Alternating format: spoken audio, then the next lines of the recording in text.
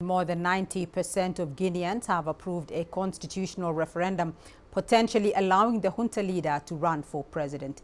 This marks a pivotal moment in the country's transition from military to civilian rule.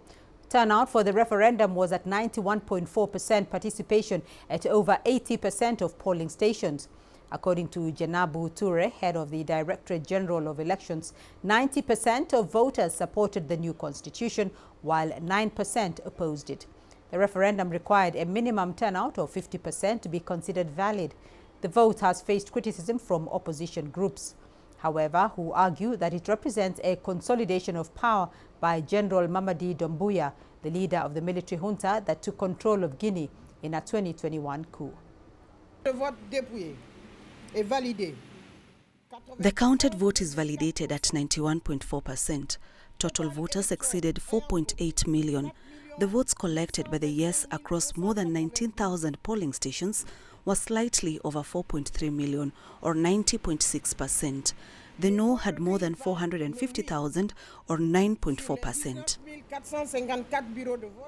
And let's hear more now from Oluwole Ojewale, Regional Coordinator of the Central Africa at Institute for Security Studies in Dakar, Senegal.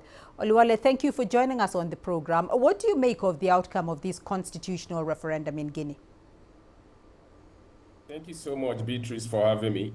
I think it presents a mixed feeling and experience because while the end will justify the means, it's also very important what the means that is being deployed to achieve that end.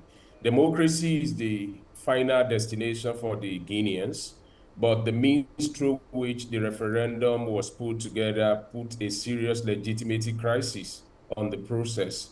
The political parties clearly avoided participation, and then the content of the final constitution is also raising some serious concern, from the 5-year term to 7 years term. And it's about a repetition of the playbook that we are seeing in Africa in the recent time, from Chad to Gabon to Mali to Burkina Faso and Nigeria, now Guinea. And it's the fact that these military authoritarians are finding a way to entrench themselves by legitimizing the coup that they have put in place in the first place. Just trying to sidestep people into embracing democracy at all costs. And on a final analysis, I don't think it's something that holds serious promises, because it's about the repetition of what we've seen in other places. So it may not hold serious promises, but how important is the outcome and what are the implications for the country? It leads us in one direction. It's the fact that the military are going to put themselves on the ballot and they are going to win the election. And it's going to be a stage-managed democracy with electoral experiment that is forced through the throat of the people. And on a final analysis, we might just have to continue to coast along, as we've seen in other places like in Gabon, like in Chad.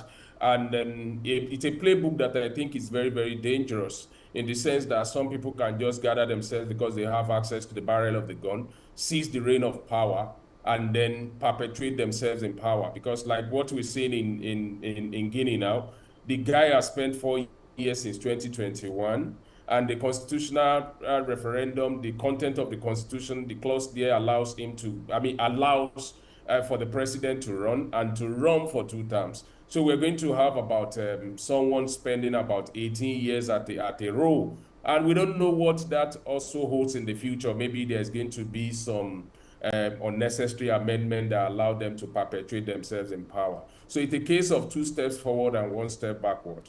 All right. Oluwole Ojewale joining us there from Dakar in Senegal. Thank you.